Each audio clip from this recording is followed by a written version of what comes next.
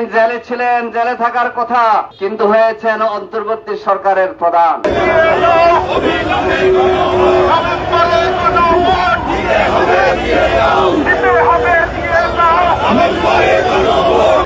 সেই প্রেক্ষাপটটা হচ্ছে জুলাই গণ অভ্যুত্থান। হাজার হাজার ছাত্র জনতা রক্ত, আহত, ক্ষতিগ্রস্ত, বিগত 18 বছরের জামাত ইসলামী, ইসলামী ছাত্র শিবির সহ হাজার লক্ষ মানুষের ত্যাগ কোরবানির প্রেক্ষাপটে পতিত স্বৈরাচার ফ্যাসিস্ট শেখ হাসিনা আওয়ামী লীগ বিদায় নিতে বাধ্য হয়েছিল।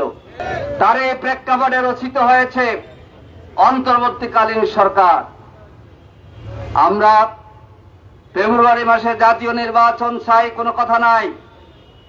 যে জাতীয় নির্বাচনের জন্য জনগণ আকাঙ্ক্ষা ব্যক্ত করেছে, 2014, 2018, 24-এ ভোট দিতে পারে নাই, সে জাতীয় নির্বাচন হবে ইনশাআল্লাহ। কিন্তু সেই জাতীয় নির্বাচনের যে আইনি ভিত্তি ছাত্র জনতা রচনা করেছিল জুলাই গণ অভ্যুত্থান, সেই গণ অভ্যুত্থানে আইনি ভিত্তির জন্য অবশ্যই জাতীয় নির্বাচনের আগে নভেম্বরের মধ্যে গণভোট দিতে হবে। আজ